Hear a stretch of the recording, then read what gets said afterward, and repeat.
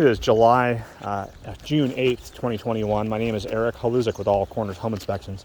This is the roof evaluation for this single-family home here in southwest Albany, Oregon. As with all of the videos in this report, we would request that you view this video as supplemental to the written version of the report to which this video has been attached. At the time of inspection, a couple of reportable challenges were noted with this single-family home's gable-style roof. We'll do our best to detail those challenges here. The first challenge that we'll note, a relatively minor one, we have a nail head that's showing here at the roof line, 9 courses down from the ridge, this main ridge at the uppermost portion of the roof line, and then approximately 12 feet back from the rear most portion of the roof. Exposed nail head there. We just recommend getting that treated with probably a roofing mastic material.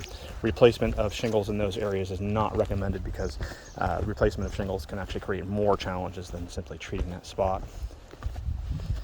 The other area that we'll make note of here is that at the 2 front-facing windows, we're making note of some patchwork that's sort of less than workmanlike. Got minor deteriorated trim work here at this right front-facing window.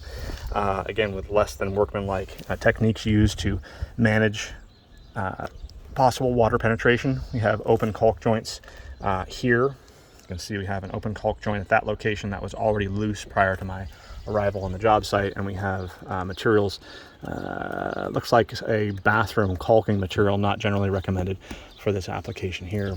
Maybe the more concerning location would be this, from the front door orientation, this left front-facing window.